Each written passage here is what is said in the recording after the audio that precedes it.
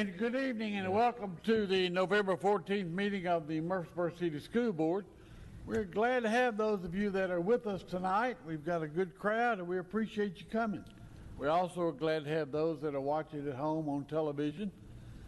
At this time, I'm going to ask you to stand. We have three students, Aaron Jones, a 6th grade student at Overall Creek Elementary, along with Duncan Chew, a 3rd grader at Reeves Rogers, and Sister Olivia Chew, a first grader at Reeves Rogers, who will now come forth and lead us in our pledge, followed then by our moment of silence.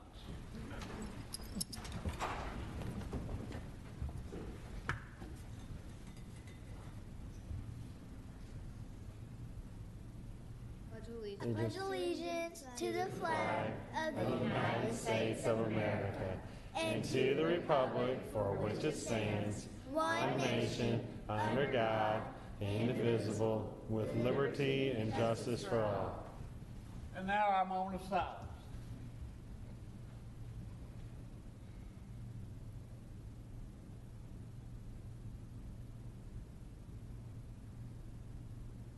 Thank you.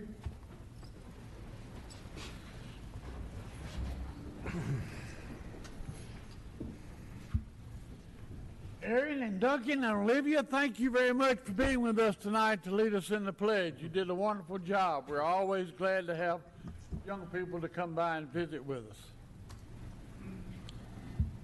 All right.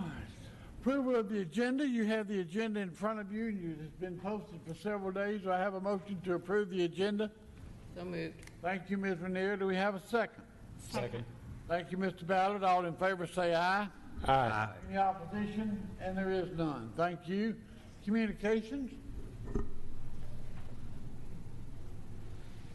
Good evening. I have a lot of thank yous from Mitchell Nielsen coming out tonight, so I want to go over these pretty quickly with you. Mitchell Nielsen would like to thank Nancy Bhupendra Patel for providing lunch for the teachers on the first half day. The Patels have a 5th grader at Mitchell Nielsen and are the owners of Subway at the Avenue, and I probably mispronounced one, if not both of those names. Mitchell Nielsen would also like to thank the realtors from Parks Realty for participating in the school's pumpkin decorating contest. They also provided the pumpkins for the contest and came back and judged, so Parks Realty is a great supporter of Mitchell Nielsen. And again, Mitchell Nielsen wants to thank Arnold Farms for their generous donation of hay bales for Leaderfest, also Parks Auction, and especially Steve Jarrell for holding the auction at the Leaderfest. Steve is an alumnus of Mitchell Nielsen, and his mother, Linda, taught school at Murfreesboro City Schools for 34 years. Also, Tracy Brown from the City Engineering Department for donating city maps to Mr. Love's class, and to the Murfreesboro Rotary Club for donating dictionaries to all 85 of their 3rd grade students. So Mitchell Nielsen would like to thank all of those folks. Great. Also, many of you were with us as Mitchell Nielsen and Northfield Elementary received $2,000 each during the grand opening of the new Murfreesboro Big Lots. We appreciate Big Lots and their support, and it was certainly nice to walk away that day with $4,000, especially to those two principals. Northfield Elementary will also be competing in their first robotics competition on December the 9th in Tullahoma. We're wishing them the best of luck, and I will tell you that some of the money from Big Lots went directly to this competition, so that was money very well spent. Discovery Schools applications are now open, and their first school tour was actually November the 9th. A parent information meeting is scheduled for November 30th, with the second school tour scheduled for December the 14th. The application deadline is January the 10th of 2018, but all of the information to apply for Discovery School is online. And if they have any questions, they are welcome to call the school, and I'm sure that any of the people who answer the phone can walk them through that process. This week is American Education Week. The National Education Association theme this year is Great Public Schools, a basic right and our responsibility. We did deliver donuts to all of the educators today, so I'm sure they were pretty happy to know it was Education Week. Congratulations to Kim Frank and the ACES staff. Their program is being featured as a part of the PBS series and with the Tennessee State University's education series regarding building strong brains. Also, as our last announcement, thank you to Barnes & Noble for their support of our Read 20 program. Barnes & Noble is a great supporter of our reading programs, and if you go there right now, you can actually purchase a book for the Reeves Rogers Library. So that's your communication, sir. Do you know what time the school tour is at Discovery? I believe it's in the morning, but I may be wrong on that, so I can look it up and let you know. But it Parents is can on go the to their website. website, I guess, and find Go out. to the website, it lists the times, so they're trying to do it while kids are, while the students are in school, so they can see what a typical day looks like. And then there is an afternoon meeting as well. Okay, thank you very much. You're welcome. Consent items, to have a motion to approve the consent items. So moved. Thank you, Mr. Barrett. Have a second. Second. Thank you, Ms. Smith. All in favor say aye. Aye. Any opposition? And there is none. Thank you. All right. Action items, board policies. Good evening, Board. These are board policies that we're doing on first reading.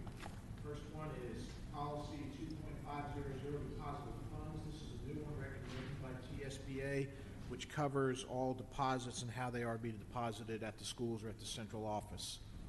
If there's any questions on this one? Mr. Barrett? Line 2, it says county trustee.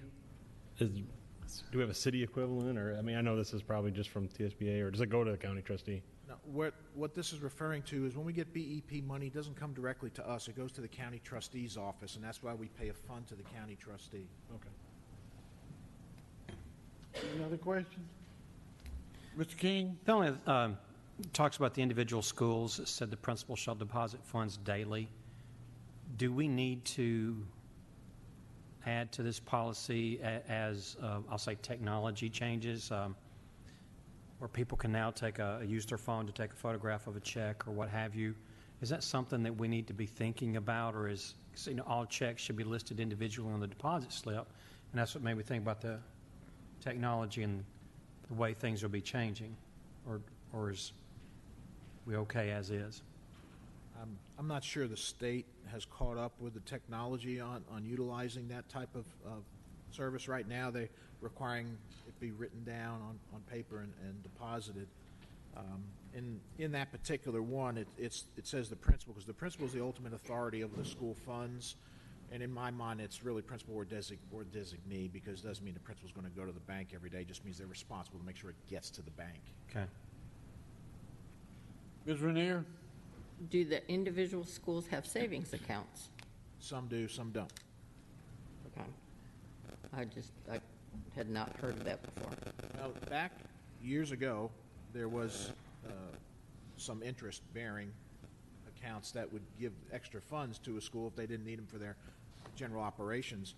And today, the interest is basically nothing. So we're actually recommending now, there's a couple schools that still have savings account. We're actually recommending that they transfer that to their checking account because there's no interest to gain from it. Okay. Thank you. Any other questions? Have a motion to approve policy 2.500, deposit of funds. So moved. Thank you, Mr. Barrett. Have a second. Second. Thank you, Mr. King. All in favor say aye.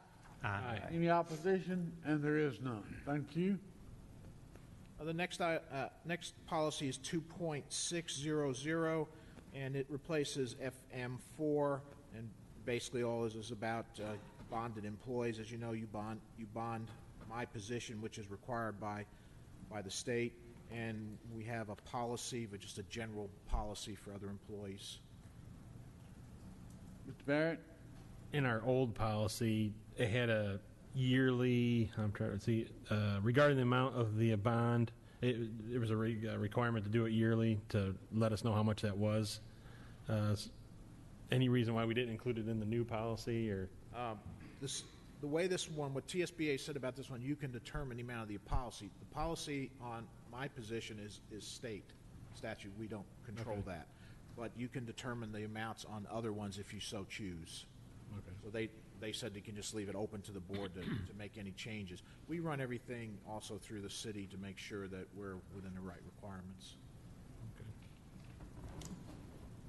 Have a motion to approve policy 2.600, bonded employees.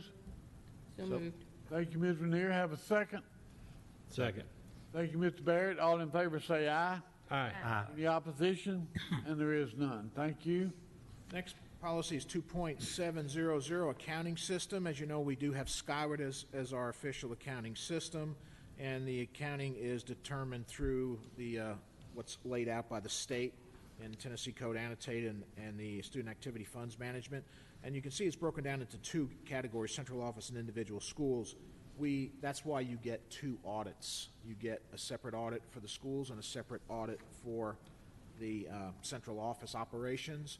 And you'll see that in one of the policies later, too, but I just want to say that's why it's split up that way. This one replaces FM5. Any questions? Have a motion to approve. So moved. Thank you, Ms. Renier. Do we have a second? Second. Thank you, Mr. King. All in favor say aye. Aye. Any opposition? And there is none. Thank you. Next policy is 2.701, and Mr. Campbell wanted to make sure everybody knew the executive committee is made up of the chairman of the board and the superintendent under state law. So he just want to make sure everybody was aware that that's what the executive committee is. This is really just financial reports and records that we each keep the official reports. The schools, the principal's responsible, and in the central office, the superintendent basically says I'm responsible for that one. Ms. Renier? I had a question. Well, I guess I had a couple questions. You said the executive committee is whom? You and Dr. Gilbert? No, it's the chairman of the board Oh, and the director of schools. okay. And is this a new state policy, or is this referring to the revenue and expenditures that we get each time from you? This is just the reporting of it. We give you the report every month on the financial records. It's Right. just a matter of keeping the records. It's what we're already doing. Okay. So basically, what we get is a summary report, just as it says. It's not a detailed report of all business transaction. We wouldn't even want that. But so what you provide us is that summary. Yes, sir. We give you a summary of it, and of course, it's always available if you wanted to see it. It's just pages and pages long. All right. Have a motion to approve policy 2.701, financial reports and records. So moved. Thank you, Mr. Barrett. Have a second. Second. Thank you, Mr. Ballard. All in favor say aye. Aye. Any opposition? And there is none. Thank you. And next policy is 2.702. It deals with inventories. We do have an annual inventory that's taken at each school and location, and the procurement with federal dollars on equipment, it's really extensive process that we have to go through, and you can see all of the things that we have to do with that and the records we have to keep with that. We have one person in our office, in the finance office, that's responsible for tracking our inventories. Any questions on that one? Any questions? Ms. Renier? Lines 14 and 15 says that the physical inventory must be taken and the results reconciled with the records at least once every 2 years.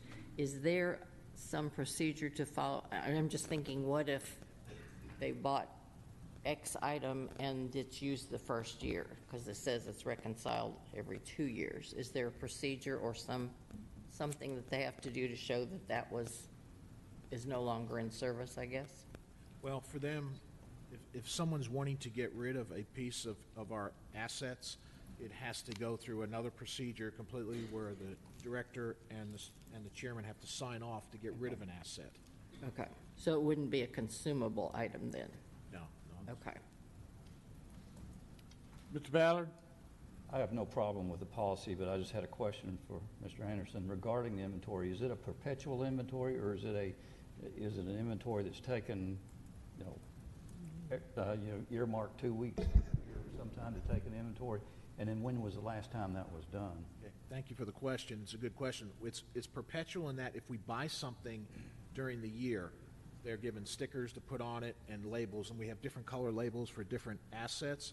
And the last inventory was taken the last week of school, where the teachers go and take their actual inventory of their individual classrooms, and the principal takes of the school. Okay, thank you. Any other questions? Have a motion to approve policy 2.702, inventories. So moved. Thank you, Mr. Ballard. Have a second? Second. Thank you, Ms. Smith. All in favor say aye. Aye. Any opposition? And there is none. Thank you. The next one is 2.703. It rescinds fiscal management policy 7, and this is the one on audits. The TSBA recommended the change in this one because it gives you the opportunity, if you want to have a special audit run at any time, like if someone's changing position, it just gives the board more flexibility for special audits if you so desire. And typically that would happen if there's some kind of issue that's gone on that there's some questions about. But this one just says you have the ability to do that. Mr. Barrett? Line 2, when I was comparing the old policy with this recommended one, the CPA shall be selected by the board. And that was coming out of the old policy. I'd like to see that in there. Okay, you want to have that the board chooses the... Yeah, it said the CPA shall be selected by the board. I mean, don't you all present that to us and then we Yeah. select it? Yeah, we did. You agreed to a 3-year contract last time, and this is the third year of the 3 years. Yeah. And then line 5, and this is again out of our old policy, the director will also present the findings of the audit to the board. Just imply that's going to happen. Because right now it doesn't sound like that's going to happen, so I just want to make sure it gets in there. Okay, Unless it says it and I just missed it. Maybe it's lack of sleep. line 4, the director of school shall furnish and make copies of the audit available to the proper authorities as prescribed by law, which would be to you. So you want to prescribe, state in there, the board? Yeah, to the board, Okay. Yeah. Actually, we have scheduled the audit to come in January to present the audit findings in January. That's part of what we're doing. All right, do we have a motion to approve policy 2.703, audits, as amended? So moved. Thank you, Ms. Smith. Have a second. Second. Thank you, Mr. Barrett. All in favor say aye. Aye. Any opposition? And there is none. Thank you. Next policy is 2.800. It rescinds fiscal management 6 and fiscal management 12. And this one, Ms. Smith had a question on the first line, or line number 2. All expenditures shall be approved by the board or the director of schools when authorized. Ms. Smith, your question on that was?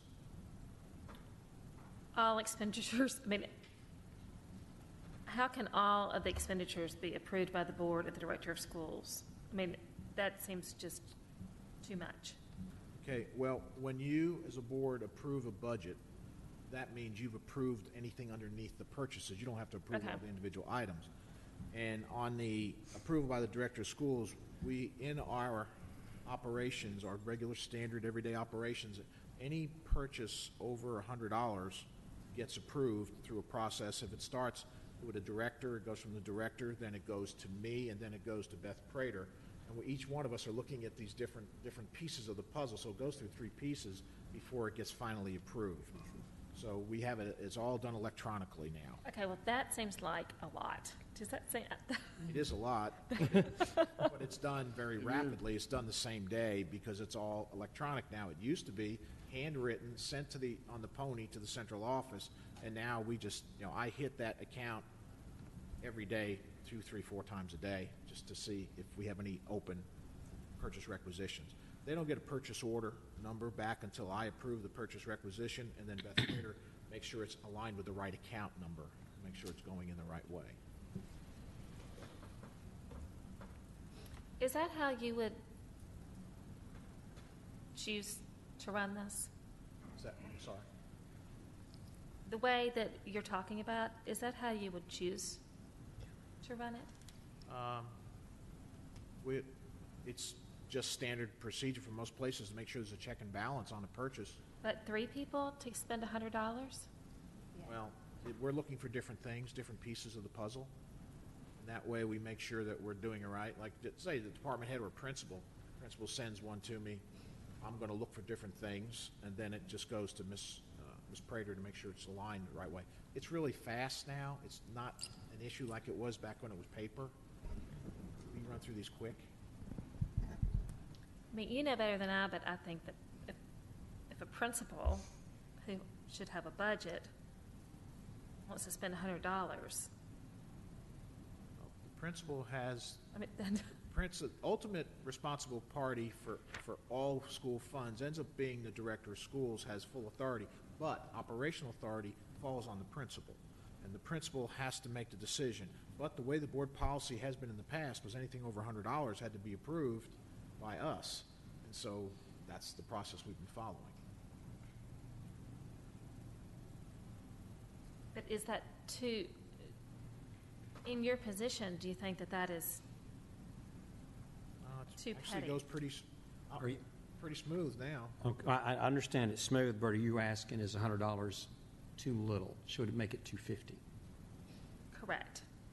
And then I noticed in the old policy, the first couple sentences for the school and central office, hang on just a sec, they dropped a lot of the verbiage of check signing, counter signing, and I guess that's been replaced with the method you're talking about, And it's all now it's all online, if you will, electronic. And I can see what you're saying, boy, that would literally, signing, that would take time, a lot of time. It's really not an issue for us now. It's a system that's been in place for 4 or 5 years that everybody's used to following. When we purchased Skyward, it did away with all, there were times, in fact, when I actually moved to the central office, I was given, there was a purchase order that had been done previously when I was here by someone, and it just happened that the personnel person kept it for me all those years. So with this way, you don't have the drop in with the paper, it was easy to lose things. With this way, it's just a matter, he's notified that a principal is requesting something, he approves it, sends it over, it's done. I'm sorry, Ms. Renier? Line 10, internal activity funds shall not be expended without written approval by the membership of the group. Does that mean like PTA, PTO, when it talks about written permission of members of the group? No, there's general accounts and there's restricted accounts. If, say, it's going to be the 6th grade field trip, Okay, if you can't spend, what it says, you can't spend money out of that account except for that reason.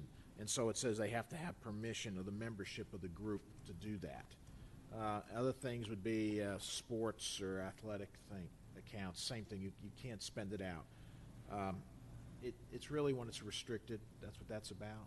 so it's more like a restricted account, but you need the consensus of the group to use the money. Typically, the groups are going to be organized where they don't have to go and meet. They're going to have someone be like the president of the club or something Right. like that they're going to have the authority to do that. Okay, thank you.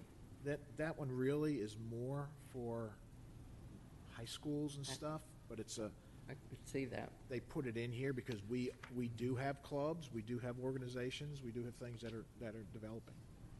Okay, thank you. All right, do we have a motion to approve policy 2.800, expenditure of funds? So moved. Thank you, Mr. Ballard. Do we have a second? Second. Thank you, Mr. King. All in favor say aye. Aye. Any opposition? And there is none. Thank you. Okay, our next one is 2.801. It rescinds fiscal management number 1. Now, this is an interesting one. TSBA recognizes that in our previous policy, we did not have any ability for petty cash because we said no petty cash at the schools or the central office. We still operate under that premise. If they need petty cash for like a basketball game or the book sale, what they do is they write a check for that to have a cash fund, and then they deposit it back. What TSBA says is if you ever want to have it, you should have it in your policies. But our operations have been, and the schools know it, and the central office, we don't have petty cash funds because we don't want to have to worry about where that petty cash is. Mr. Barrett? Line 8 in our old policy, they included ESP site directors, do we need to include them here or no? We can. I didn't know if that, I mean, I don't have, didn't know if that was needed to be in there or not, but I just saw it in the old one and wanted to know if they need to be included or Yeah, we can do that, sure. if they even deal with petty cash. I They don't know. have, the principal doesn't have control over the individual school funds, though, so we'd probably have to reword it Okay. because they don't have any say over the ESP funds. Yeah, because it's separate accounts, because it's, yeah. Yep. If you want, we can add, the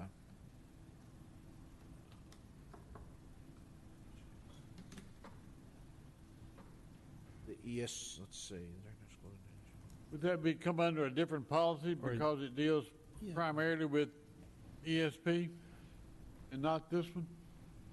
This deals more with the school. Yeah. Deals with the general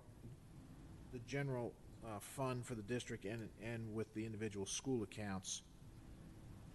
It's the same thing holds true though for ESP. We don't have petty cash there either. We probably should include it in this particular policy, just that Okay.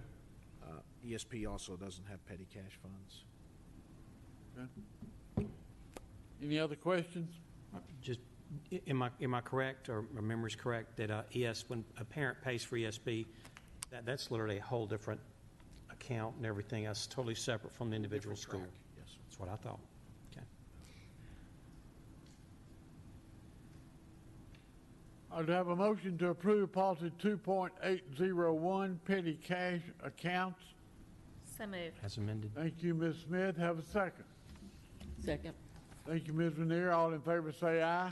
Aye. Any opposition? And there is none. Thank you. Okay, next policy is 2.802 on payroll procedures. This is what we do. The only thing I knew you might have a question on is line 11. Substitute teachers are paid on the bi-weekly schedule. They don't wait a whole month to get their check. They're paid bi-weekly based on the time that they actually work. But this is what we're currently doing. Wait a minute. Say that again. Which part? Substitute teachers. Substitute teachers are paid, they don't have to wait a month to get paid. Like, our teachers are on 12 pays. A substitute teacher comes in, they don't have to wait until the 15th of each month. We pay bi-weekly to other employees, so they're in the bi-weekly pool to be paid. Okay, so what you're saying then, line 11 should be, substitute teachers, because line 11 says they're paid on the same pay date as all other salaried personnel. Yeah, that all other salaried means like Teachers. all other salaried people is anybody who is not a Not professional certified. employee. Covers. We can change the wording on it, but I would recommend Not- it. non-certified. So you're saying the salaried employees are the No. at-risk employees? Like, it's Custodian. hourly, hourly. cafeteria workers, custodians, educational assistants. Hourly employees, yes. Okay, Those without certificates. I guess. okay, yeah, non-certificated. You want us to change that to Certificate. hourly personnel rather than salary? Maybe just non-certified personnel. But some are paid monthly. Oh, okay. I think so, Change it to hourly. yes, sir. And Ms. I have Renier? one correction, I think, on line 8. Shouldn't it be 12 monthly installments instead of 12-month installments?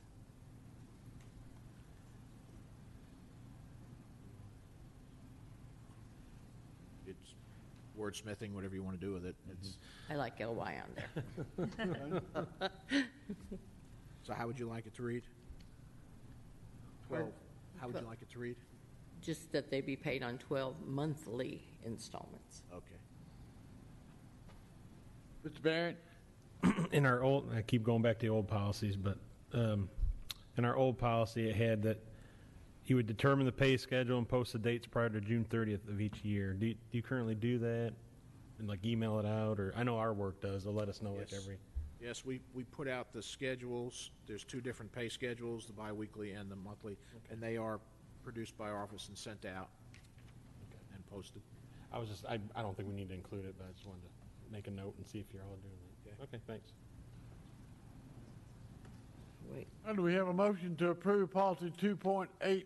ooh, I have one more. I'm sorry.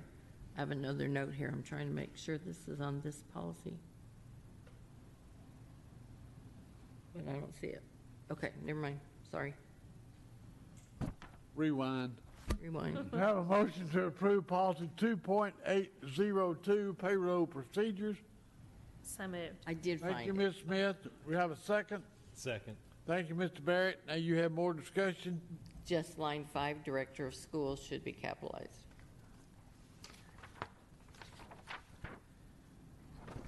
All in favor say aye. Aye. Any opposition? Thank you. Thank you, Ms. Renier. Sorry. I texted Ms. Van Cleef and told her during in our conversation. All right, the next one is 2.803 on salary deductions. We didn't have one before specifying it this way, but it just says what we do.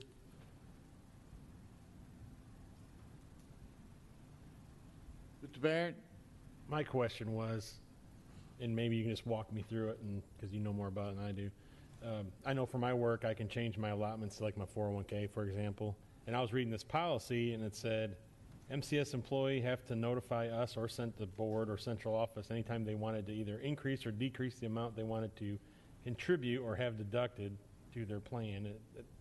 I guess that seemed a bit excessive. Couldn't they do that themselves without notifying us or central office? Or, I mean, like I said, you could probably walk me through that process. Now, Mr. Ringstaff can probably Or help Mr. better Ringstaff on could walk me when through they that want to process. change their deductions through the 403B program. Yes, we go through the state of Tennessee 403B program. Well, actually, it's a 401k now. And the employee can change, increase, decrease their contribution amounts, but then they also must notify payroll. Because, yeah.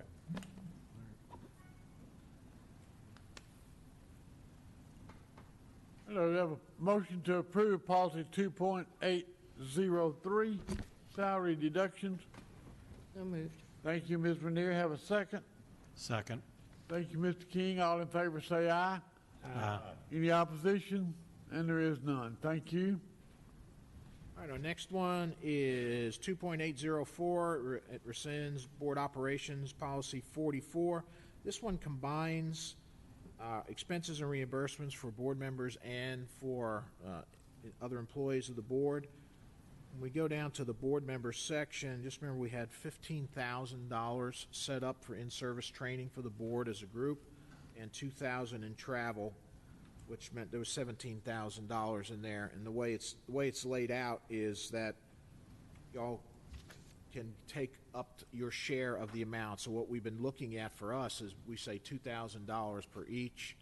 7 board members is $14,000. The other $3,000 goes down into the pool amount in case someone wanted to go to the national conference. That's how I've dealt with it. You haven't hit the 2,000 mark, any of you, at any time. So that's just kind of the way it's been working for us. But it just describes how we'll do reimbursements and just how we handle when someone's on a trip. That's it. Ms. Renier? I don't recall us writing it exactly like that. I thought it was more that because of our group size and because we were running somewhere close to that, or the budgeted amount had been 15,000, that we would each sort of think that we had X amount of dollars in, per se, our own account that we could spend up to. If we didn't use the money, then that would go into a pool. I don't remember us ever designating money for that pooled. You haven't? I said just the way I've been viewing Oh, it is okay. because you've never gone over it. I just, in my Right. mind, was figuring you had at least 3,000. Gotcha, okay. for that. So then we're thinking that's 17,000, so we need to think about that number for budget time. That's, yeah, and that's There what we we've go. done the last Okay. few years. It's the Yep. same amount. Okay, thank you. Any other questions? I thought you had one. No, I'm not anymore. We have a motion to approve policy 2.804, 4, expenses and reimbursements. So moved. Thank you, Mr. Barrett. Have a second. Second. Thank you, Mr. Ballard. All in favor say aye. Aye. Any opposition? And there is none. Thank you. All right, next one is policy 2.805, rescinds fiscal management policy 8, and this is all about purchasing. And this is what we do at this time, so there's no change for us operationally in this.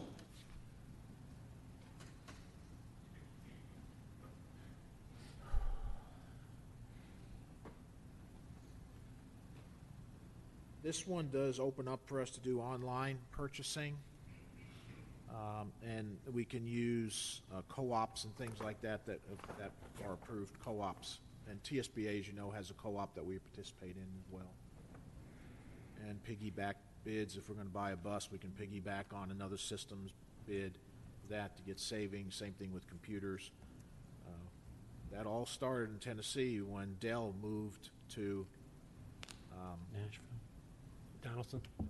sorry, Lebanon. yeah, Lebanon. Yeah. When they moved, when Dell came in, they provided for Wilson County schools computers at a lower cost than anywhere else. Well, the state legislators got a hold of that, and they said, if you're selling it to them, you should sell to every district, and that's what opened the door for us to piggyback on bids on everything. Oh.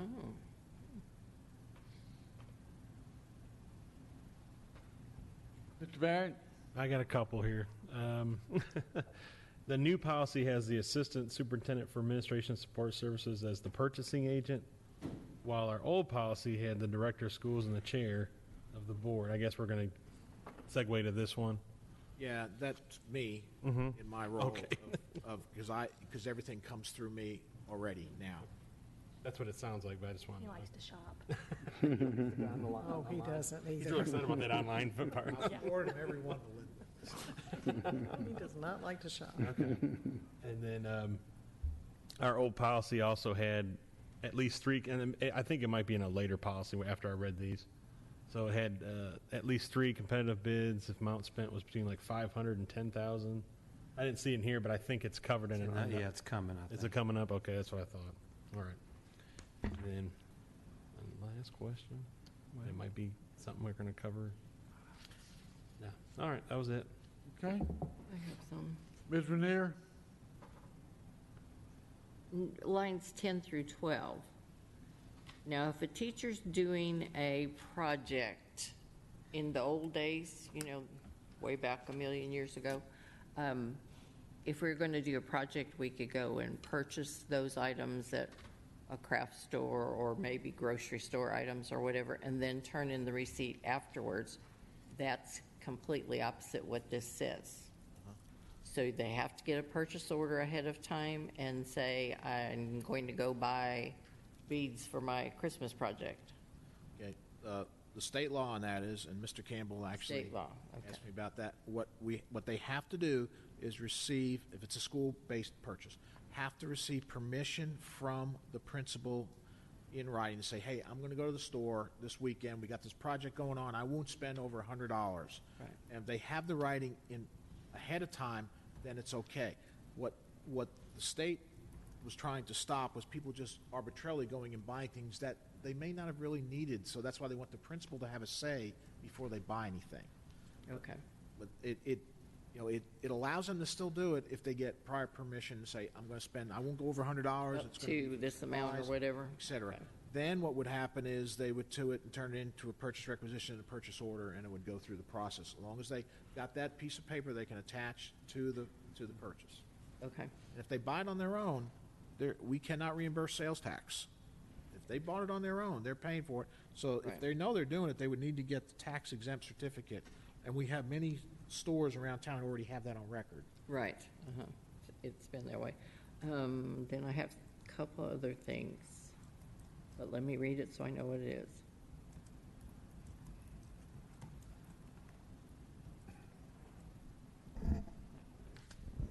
Oh, 34 to 36. The board may place constraints on the director of schools requiring board evaluation and/or approval at various steps. Is that state law now or something? Because I don't think we've What line? ever done that, 34 to 36, that we put constraints on the director of schools on purchasing. Okay, this is only over special purchases. Right. Those which are not routine. For example, remember when Northfield's chiller went down? Yes. You could have said, we don't want you to have a special purchase over, I'm just saying a number now, Oh, okay. 100,000. Okay. Well, that was 200,000. So you could have put that in place. You know, in the past, we've chosen not to do that, but it only deals with special purchases. Okay. So I like it when you give me examples, because I guess I can't think what it means. And I have examples, please, for 46 to 48, acquiring federal surplus property. Do we ever do that? Federal surplus property? What might that be? We haven't, but we could say the government bought, the federal government bought some vehicles or something, and a maintenance vehicle or something, and then we could go and buy it on surplus. It gives us permission to go buy it if it's listed as a surplus property. From the federal government? Well, from any Tennessee General Services or the federal government, either one, because they'll have a posting all the time of that type of stuff. Right. A lot of it's junk. Junk, yeah. Well, that's what I'm worried about, surplus property. Then down in, when we get to online purchasing, I guess this is kind of the same thing that I asked about earlier. Purchase orders must be properly filled out and approved prior to a purchase. And my thought is, I don't even know if the little yellow school bus or little red school bus comes around anymore with supplies that we used to go on the bus and get things that we needed, and then he'd take the receipts in for purchase orders. Same thing would be, I'm going to go on to the bus and I'm going to spend no more than $100. And they just get the principal to say, Yeah. okay, I approve you to do that. Yes, okay, that's what we I don't even know if they come had done. anymore to the schools. Does it come around anymore? Acme and P&S. No, P- I don't think so. I P&S think the used to come. principals had a discussion about that and decided not to, right? A couple of years ago. I would imagine it would be difficult to maintain that business. I think it was something to do with access. We provided one particular organization with access to our teachers that others would not have because they pulled up to our door. Right. They were selling it on our property. Okay. Okay, thank you. Any other questions? All right, do we have a motion to approve policy 2.805, purchasing? So moved. Thank you, Mr. Ballard. Have a second. Second. Thank you, Mr. Barrett. All in favor say aye. Aye. Any opposition? And there is none. Thank you.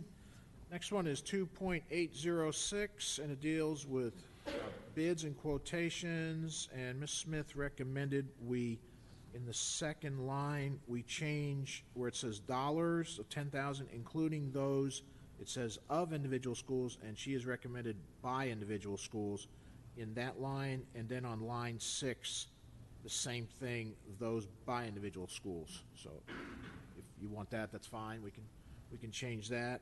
And also there was a question on lines 14 and 15 from Ms. Smith about the practice of splitting an order, dividing items we purchase in order to avoid the use of bidding or other purchasing procedures is strictly prohibited. Let's say you've got 2 items that are going to be $5,000, is going to equal 10, that you're buying 2 of them. What the state says is you cannot buy them separately to avoid going out for bids for 10,000. I see. Okay. That's what splitting Trying it. to undercut.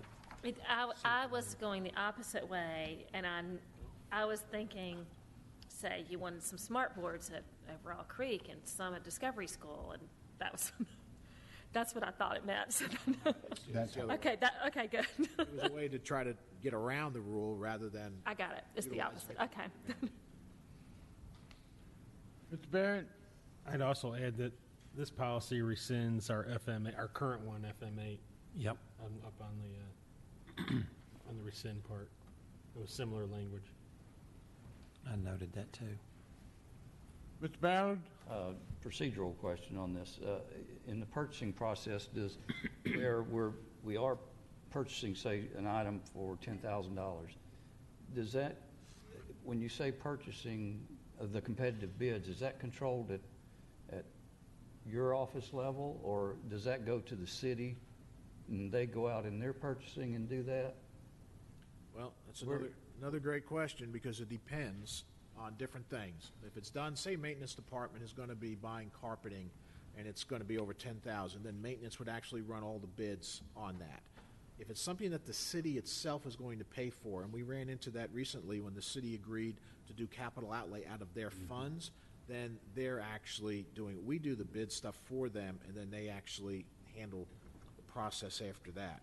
So it depends, and some of the big stuff that's like, we buy all the paper for the schools, so we combine the purchases for all 12 schools into one big order, and that way we save. So that one's run through our office. So really, it goes through many different departments. So we don't have like a buyer No, we that goes out and gets the quotes and No. gets the suppliers, bidding against each other till it gets it down to the point where, yeah, that's the best deal we can get. If we have that, that's at the city level then. City has Does one. the city have Has one, but we don't, typically in most of our purchases, unless they're paying for it, it comes through us.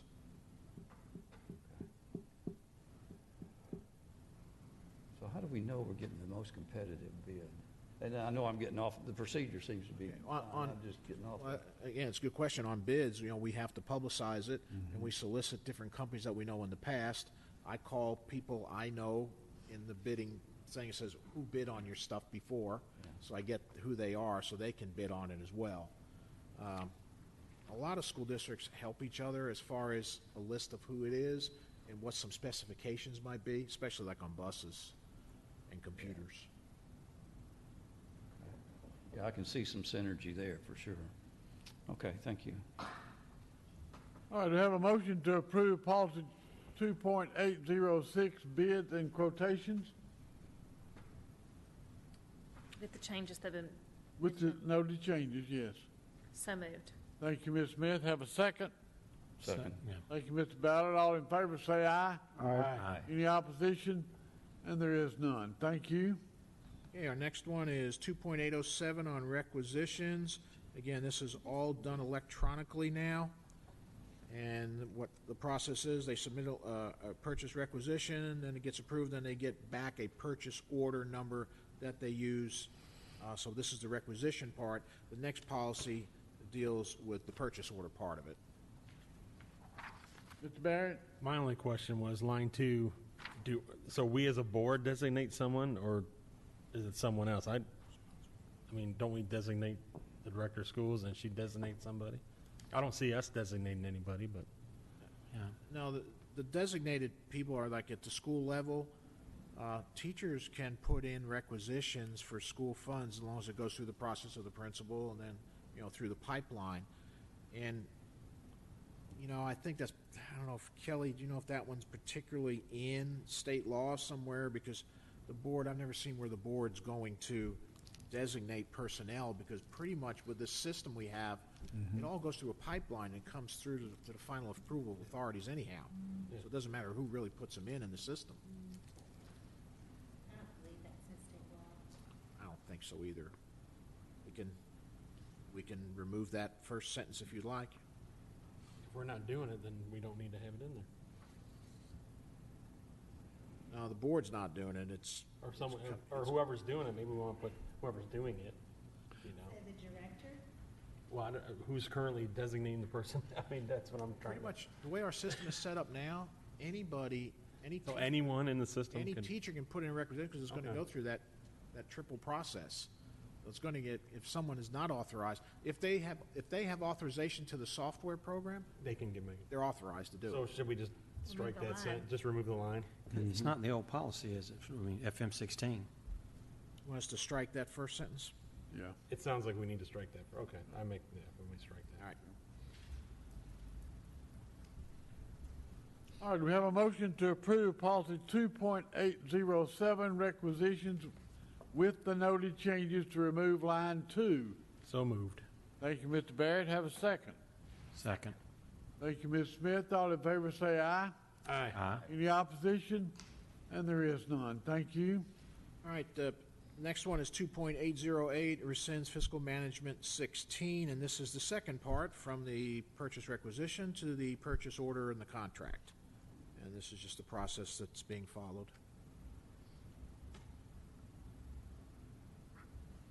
Mr. Barrett? One question I had, I know this is coming from TSBA. Is there a particular way the city handles contracts or how we handle contracts, or is this pretty much what we're doing now? On purchasing contracts, Yeah, the contract. every contract we do runs through Ms. Baker. She approves the contract in form and then comes back, because we have contracts with personnel service providers for special ed.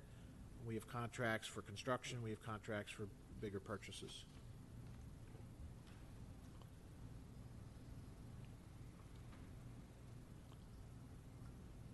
Have a motion to approve policy 2.808, purchase orders and contracts.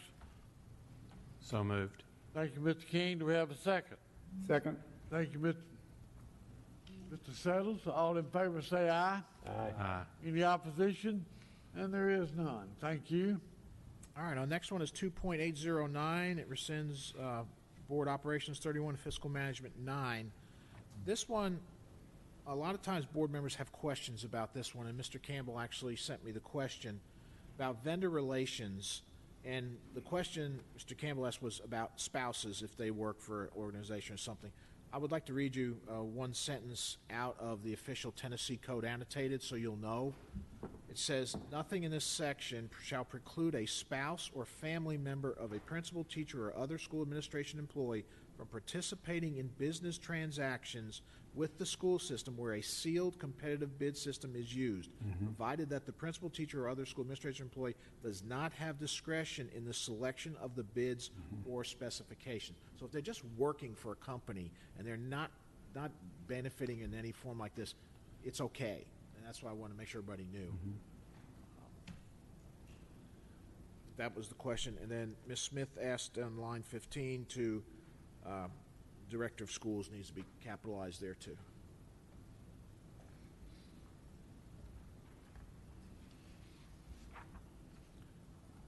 I'd have a motion to approve policy 2.809 on vendor relations.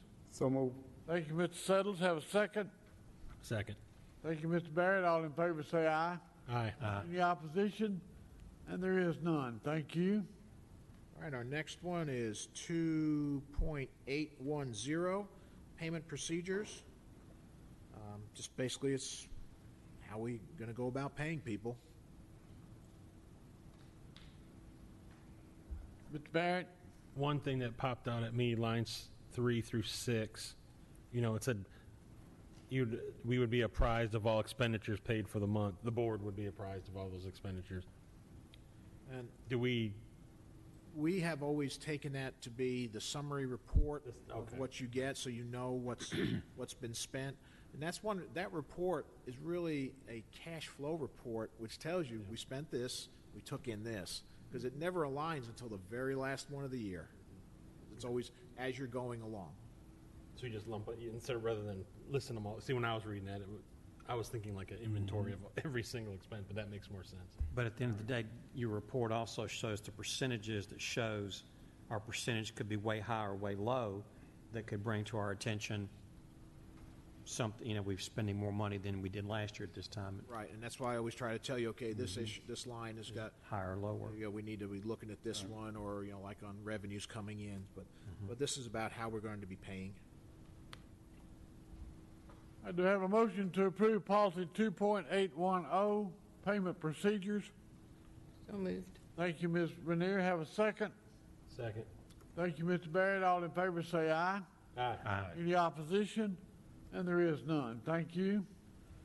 Okay, our next one is 2.900, Student Activity Funds Management. And this talks about the individual schools and how they are supposed to handle their activity funds. It's basically, this one's got a whole bunch of Tennessee internal school uniform accounting management things involved with it, so it's pretty much by the book. Ms. Renier? I think it's the last paragraph, 19 through 21, lines 19 through 21, talks about Funds derived from activities sponsored by parent-teacher associations, parent-teacher organizations, or other support organizations are not subject to this policy unless such funds are in sole custody of the school. Shouldn't the funds be the sole custody of the school? Well, there's two different things here. One is, if it comes into contact where it's in our books, then it falls under this. If it's in the PTO's books, then it falls under school support organizations policy that Ms. Baker really schools them on. Okay. The So PTOs. there is some kind of accounting. That was my concern, that we've heard of places where some money kind of goes missing when it's not where it's supposed to be. Yeah, and if it doesn't, the state requires a fraud report and stuff, and there's a whole bunch of steps in that process. But Ms. Baker does a good job of pointing out to each one of those organizations what it is. But once it hits our books, it becomes our money. And, you know, say they give $1,000 for whatever, it comes into us, and then we have to follow our It's policies on procedures. Okay, thank you. it. Have a motion to approve policy 2.900, student activity funds management. So moved. Thank you, Ms. Renier. To have a second? Second. Thank you, Ms. Smith. All in favor say aye. Aye. Any opposition? And there is none. Thank you. Our next policy is 2.8001. It rescinds fiscal management 14. I'm very proud to say that they made no changes or recommendations since it fits the new format. So they like that one. Great. Ms. Smith? So the category number, line 17, number 1, number 2, number 3, we're following all of that. We have every school that has the equipment where we can maintain that, we do. We're trying to maintain it at all times. Okay. We set our presets are to that. You know, if someone leaves the doors propped open, we're not going to fit it. Just to make sure people know, I'm not up to, I don't know a whole lot about the American Society of Heating, Refrigeration, Air Conditioning Engineers. So I just You probably wanted to double check. What's wrong with you? Some time tonight and look that up on your computer to find out all about that. Absolutely. Nighttime That way, reading. You give us a report next time. I'm so sorry that I'm not well versed on that. One of the grants and the loans we got from the EESI, they required that particular language to be in the policy. And so TSBA has picked up on that particular language. So I can't tell you the exact standards either. I just know that's what they're happy with. The EESI is happy with it, so. Okay, well, thank you. I just wanted to make sure that we were following what we were saying that we were following. Mr. Ballard? Do we have independent audits that tell us we're in compliance, or how do we measure that we're in compliance? EESI and ESG actually are right in our stuff all the time. ESG actually has access to look at what we're doing now, because remember, they guaranteed savings on our stuff, so they therefore are allowed access into seeing what's going on to make sure we are hitting the points that we're supposed to hit. And of course, we pay them for that service, right? Well, it's part of the overall big contract that we got with them. Okay. Ms. Renier? I think since we're on this policy, energy management and conservation, we also need to thank you once again for, I think you've aligned us up with all of these methods of conservation and our, daily input that we can get from the whatever plan, and, we owe our thanks to you. Thank you. Appreciate that. I agree. All right, to have a motion to approve policy 2.8001, energy management and conservation. So moved. Thank you, Mr. Ballard. Have a second. Second. Second. Thank you, Ms. Smith. All in favor say aye. Aye. Any opposition? And there is none. Thank you very much. That's the end of the policies for first reading tonight. Wow. All right, thank you very much, Yay. sir. All right.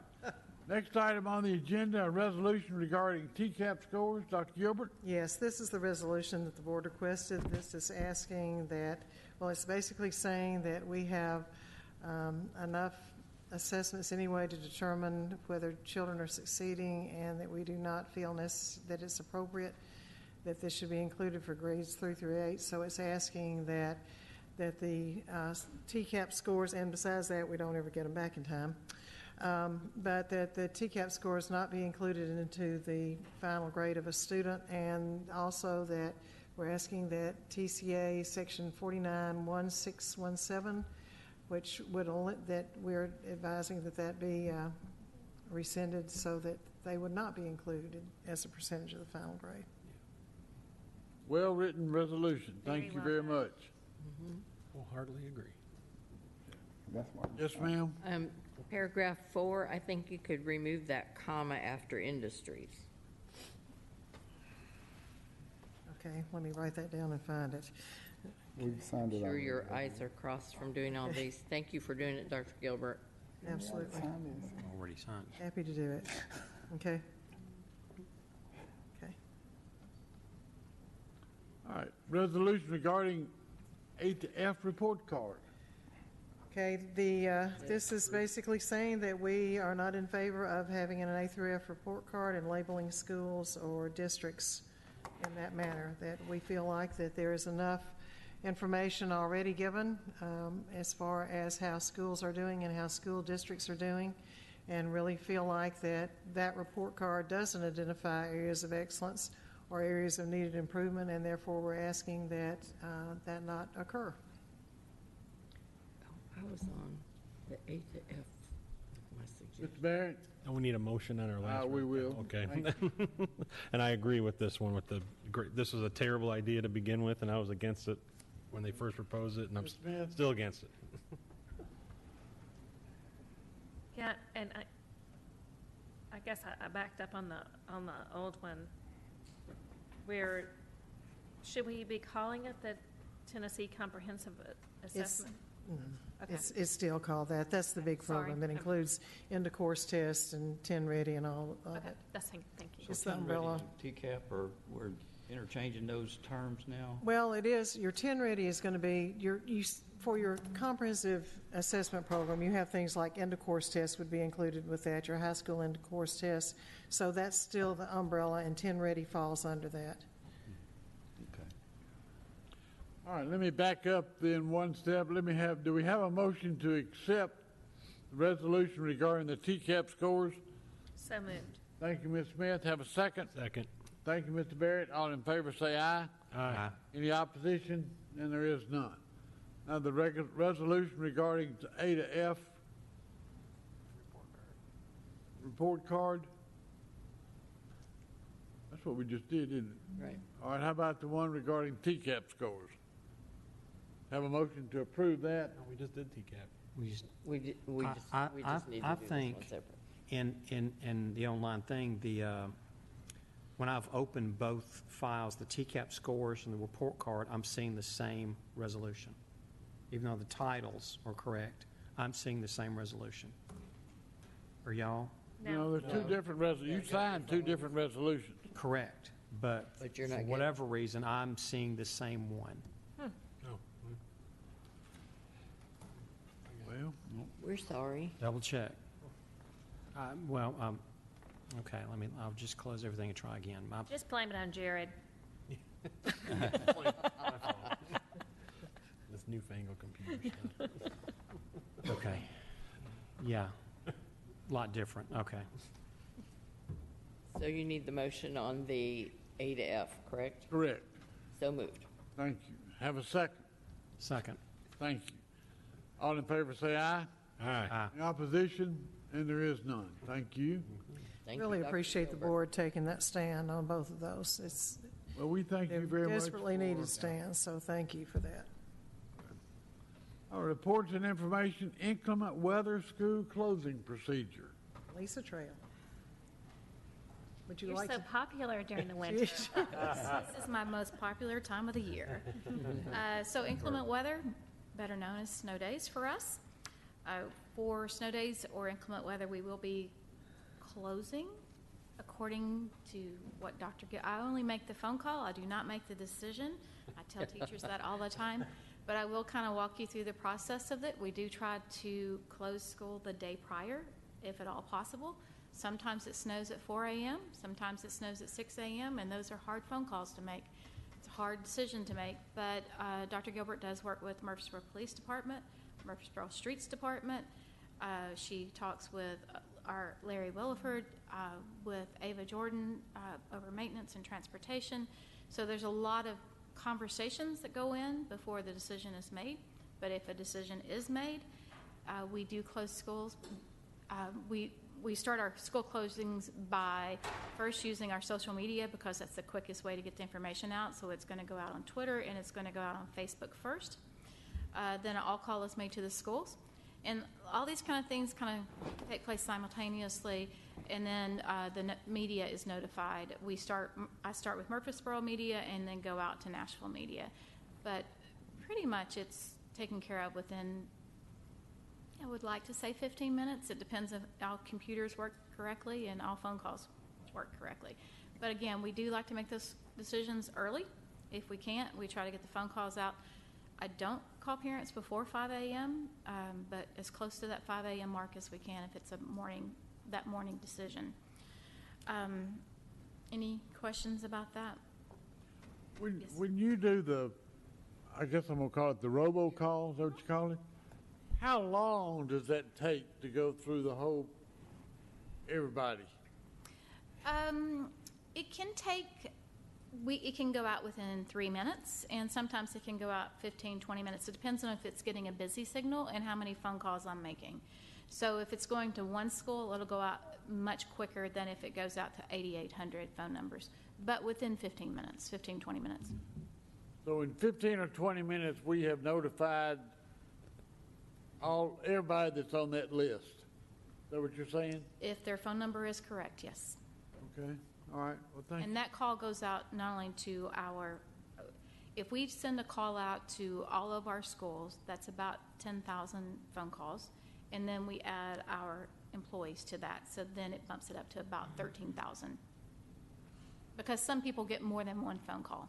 Does that make sense? Like, I may get it on my personal cell phone as well as my home. Yeah, I do. Yeah. Okay. That's fine. Mr. King? Just out of curiosity, do you get any feedback or statistics on these all calls, like how many calls were actually picked up? Or Yes. I get a report every time it goes out. Cool. And so does every principal that makes an all call. That's just part of it. You can see how many times it's bounced, how many times it got an answer machine, how many were picked up. Can't tell you how many times people have hung up on me, but you know. Anyway. Is the percentage fairly high on snow days it is. well, on reachables?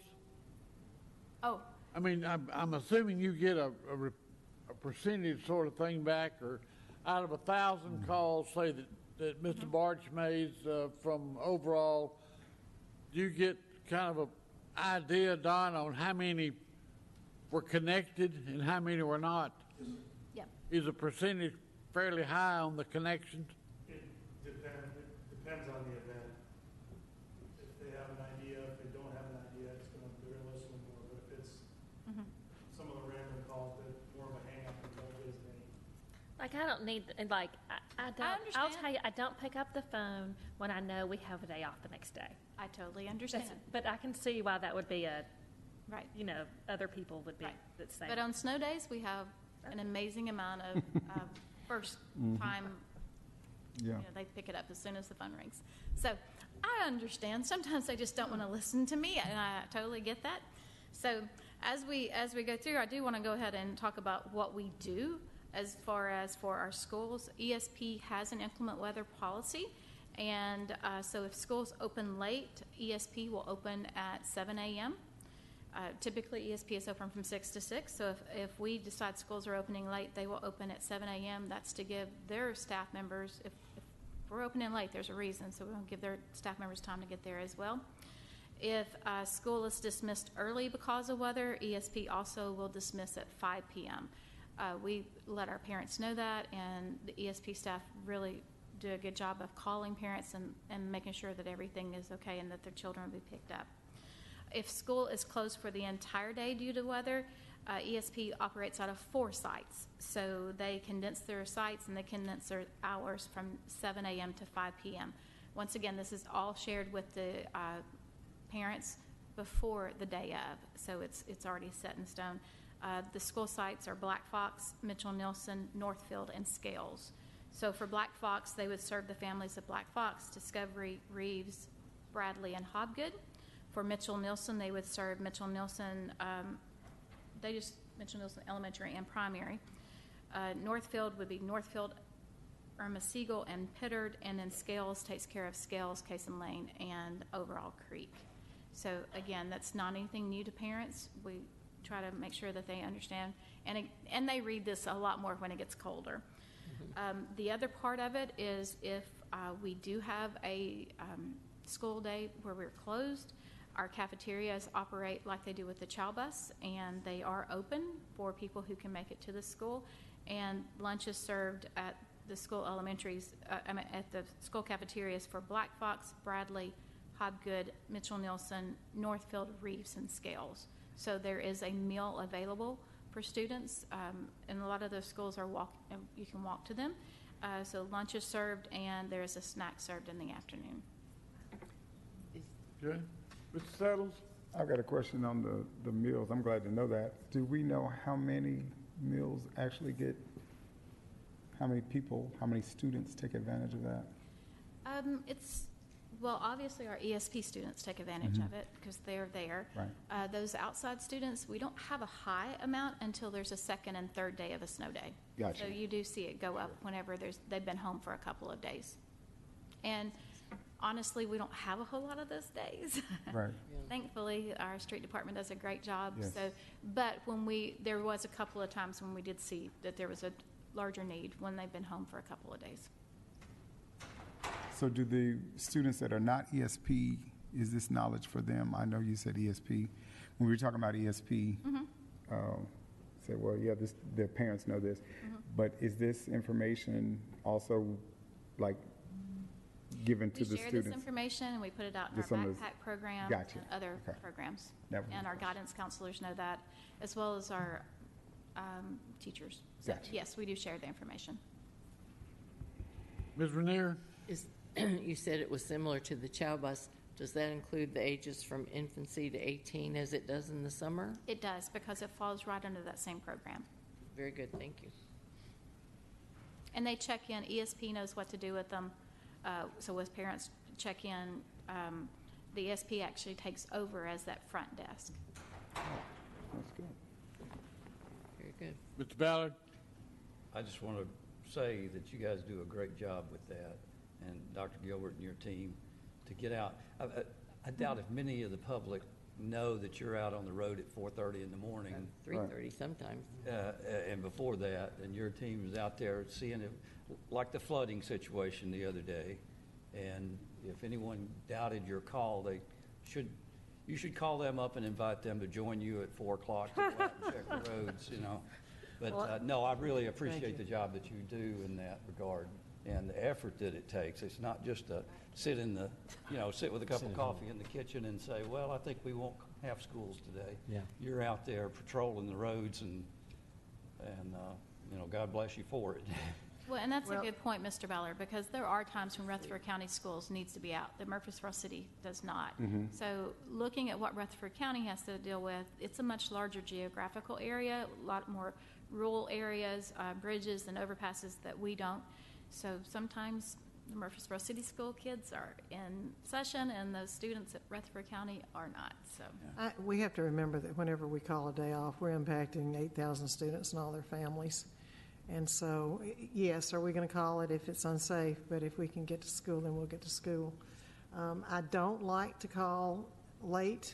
I don't like the 2 hours late, and I don't like dismissing early because I want to make sure that the parents know when we are in school and when we're not. And sometimes it's really easy if you're 2 hours late for those children to be out waiting in the street. I have to share this, and Lisa knows what I'm going to say. I'll typically call Lisa and say, what are you seeing? And the answer usually is, my bedroom ceiling. Not a big, I don't really like snow days. That's a lot of work. I know the students do that. So, we're going for Right. several this year. It's going to be a cold year. That's my forecast. So, anyway, Thank you, ma'am, very much. you are very welcome. And that Good call report, has to be and- made by 5:30 in the morning, typically, in order for us to get our buses, so that makes a difference too. And Wes, I think you're exactly right. A lot of people don't realize, Most. my street may be clear, even in the city, but there are other streets that are not. And when you've got 35, 40, or 50 young people on a bus, it doesn't take but one bus wreck, and Yes. Right. Ruins everybody. we're going to say, doggone, we should have stayed home today. I think all right. We all attended, and I was very proud to see all 7 board members, along with Mr. Anderson and Dr. Gilbert. I think Lisa Van Cleves was there for a session. Ralph, did you go? Oh, okay, excuse me. I thought I saw right. But this is a time, if you have a session or one particular something you'd like to comment on the conference that we had last weekend, or weekend before last rather, now at Opryland Hotel, I wish you would do so. And Wes, I'll start on your end, please, sir. Sure, thank you. Yeah, I had a great enlightenment at the convention, so there was a lot of good information. The session that I attended, it was technology. Had some fancy words, but basically it was using technology in the schools. And I guess one of the takeaways, the profound takeaway I took was that we remain the only state in the country that doesn't have online testing. That's pretty profound. And that was, the presenter was Dr. Keisha Ray, and she's the head of the Center for Digital Education. And she was very, very good in presenting her information. So much of it that I was drinking from a fire hose while she was pouring that out. But the main thing is that my wife loves my analogies. But one thing going forward is how we need to learn to incorporate the digital world and the traditional world. And those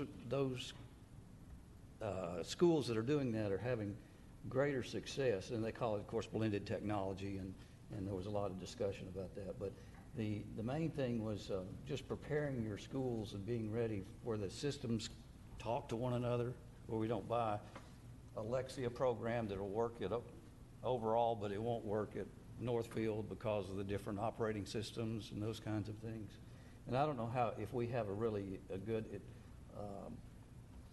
a strategy, a digital or a technology strategy for the classrooms like that. And going forward, we can learn more about that. But it was very informative. Now, I had we know that the classroom is going to change faster and faster. In the next 5 years, we're going to look at the Khan Academy, incorporating that kind of technology into, the standard or traditional technology. So I'm better informed for sure with that behind me. So I've got that in my pocket. First, it was good for Murfreesboro City and Rutherford County both. Mr. Anderson gave his presentation on energy conservation. Rutherford County did their robotics program. So both systems were represented very well. There were two things.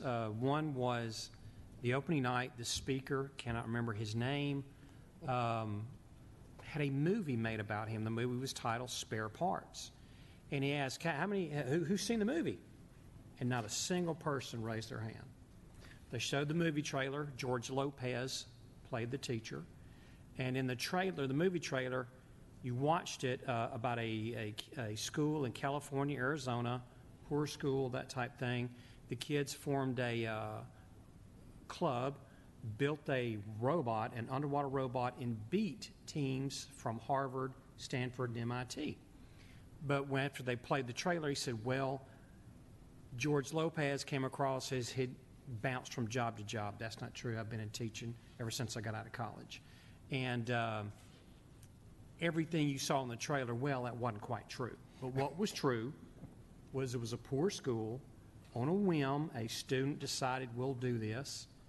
And they did it, and they did win. But as I'm sitting there listening to him, thinking, I'll have to get the movie and watch it. But I'm sitting there thinking, sounds like our Discovery kids. Getting in robotics and competing against people that I'm not going to say they don't have business competing against, but competing in a tournament or a competition where there is no sixth grade category. You know, that's our kids doing that too.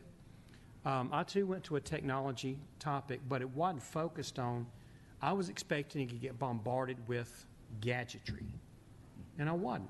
It was about whiteboards, but they spent very little time talking about whiteboards. But what they paired with the whiteboard was they gave, and I forgot what they called them, it was a speaker.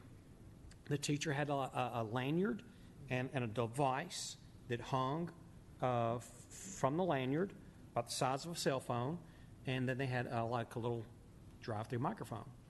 And they had, she gave statistics about younger children being able to hear properly. And if they don't hear, that type stuff. Now, our school system has several of those. I've not seen those, Yes. but They've been around a long time.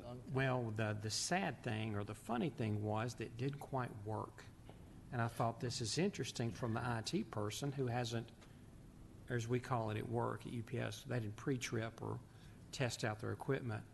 But they spent little time talking about whiteboards, but talking about the way the speakers work with the whiteboards and everything else. And it was good, but, you know, like I say, not was what I was thinking it was going to be.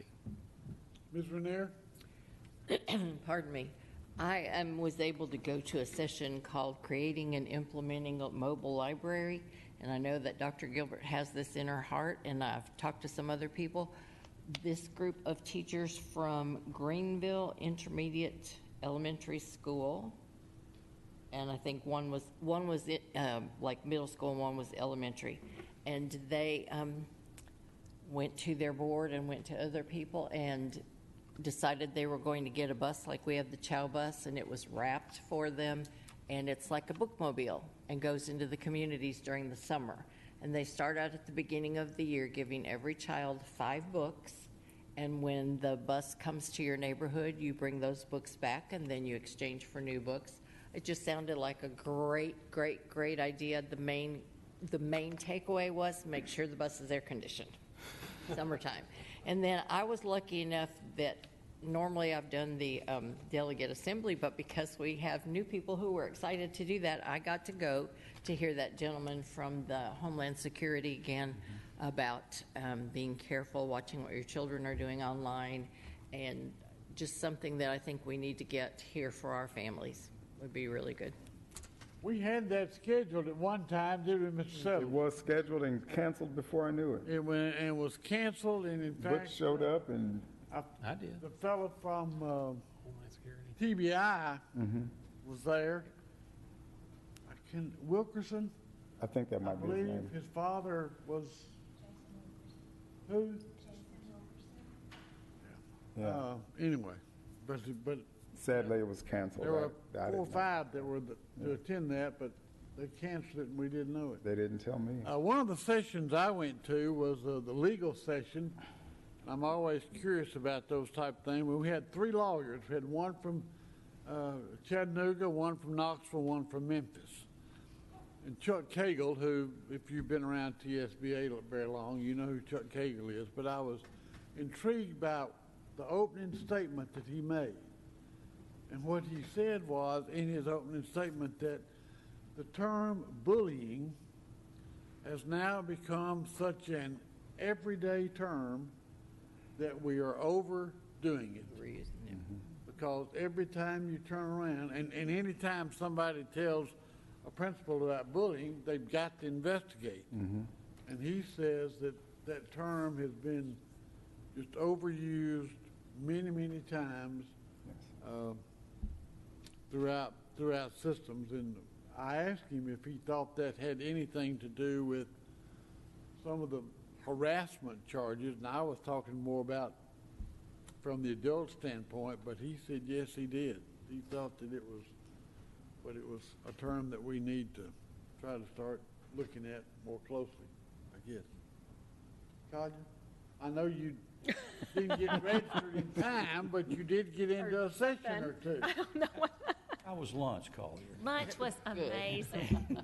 I got to enjoy the camaraderie of the team. She had a really big salad, too. Mr. Barrett? I went to 2 sessions. The first one was with Athens Special District, and they were talking about parent involvement, which is always the big one for any district. They set up, they were talking about gauging the parents' interests. So you do a survey at the beginning of the year, and you determine what their interests are so you can gauge your activities to them so they can get their kids to show up. And they said the first year they did it, they did the survey online, and they had 30%. So that sounds familiar. And then they said the second year they did it, the lady said, we learned our lesson. We printed the survey as well and gave it to them, as well as, online, and their participation ran up to like 60, 70%, which I thought was really impressive. So that was one thing I took away from that. But they had a spring break event, for some of the parents that couldn't get away for the 1 week. I thought that was a cool idea.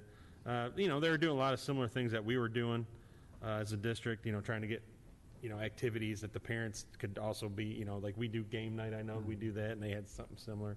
So it was good to see that we're doing similar things that other districts are doing. Another one I went to was Germantown.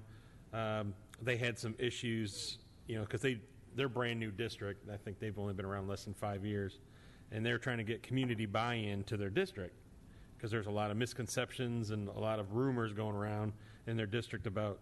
And the 2 big ones were bell times, how much that was going to cost to switch to bell times, and also the other one was selecting a new school.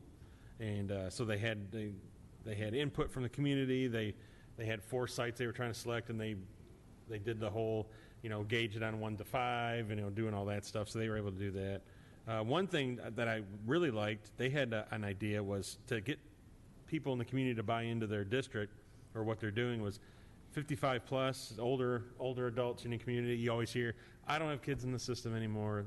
It doesn't affect me. Well, it does. So they had the idea of giving a bus tour of the district to older adults in their community. I thought that was a great idea that we could definitely borrow, and I think I talked to Dr. Gilbert about it already. But, just to get them to buy in and see what, and plus they're also volunteers.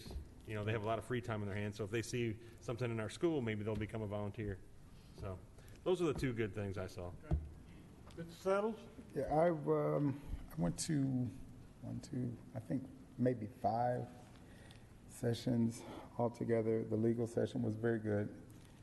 There were a lot of reminders in there, good things to remember. I went to one session that was dealing with equity in the classroom. That was very interesting, how we should relate, or how our schools are being more capable of relating to different children, and that was very interesting to me. Also went to the session with Jared with Germantown School District, and they had a really good session about engaging the community.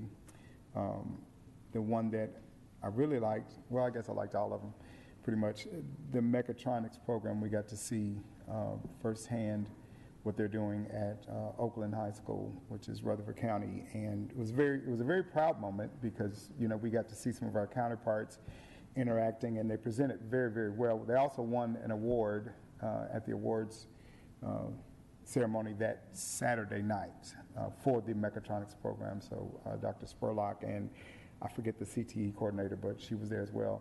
So it was very good, very entertaining. They had a good group on Saturday night. I wish I could remember where those kids were from that sang and performed at the reception that night. So it was very, very good.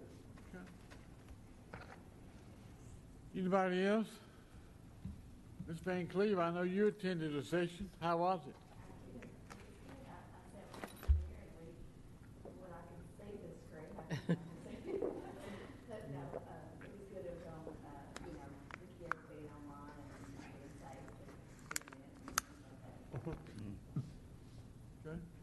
Dr. Gilbert, any comments? Went to the leadership training on Thursday and Friday. I did go, I know it's hard to believe, but I did go see Mr. Anderson present. He did an excellent job, much better than what he normally does. We did have a lot of interest. No, Gary did a good job, and he talked about, I think the thing that probably impressed people most is how you are tracking what the use is, the energy use. And we had several districts. In fact, he was late to the next session, I know, because there were people that were wanting to talk to him about that. So I really would like for him to present to the board quite a bit of that so the public can see what we are doing as far as making sure that we're saving the tax dollars. But he did a great job. Okay. Mr. Anderson, you got any kind of report you want to give on anything you attended? There was someone in the audience during the presentation who wasn't paying attention that much. Oh. But you did a bang-up job. Make sure you mention that. I was going to add one thing. Mr. Barrett? I was also going to add one thing. The TSBA is an organization. Some of us were delegates, and they passed several resolutions regarding some of the issues that are affecting us at the state level. So I was really appreciative, especially the nursing, the need for more nurses, funding for nurses, and the need for funding for our RTI squared, so for our BP formula. So I was really happy to see that. One other thing that I remember from the legal thing with the lawyers, because it was all question and answer. I mean, people that were there sitting out in the audience, so to speak, that's all it was questions. And some of the very first question dealt with the testing. So I think that is a common bond among educators across this state. And I'll remind you of the meeting December the 4th at the Rutherford County School Board office at 5 o'clock with Representative Brian Terry leading that and with our Commissioner Candace McQueen. I also will remind you of our meeting on November the 27th, beginning at 6 o'clock at our central office. Are there any board members who will not be there at 6? Okay, because what I will do, we're going to pair you and a county school board member with a legislator. So that's the way that our seating will be. So if you're not going to be there, please let me know so we don't have a name tag for your seat. Do we have a good response from the legislators?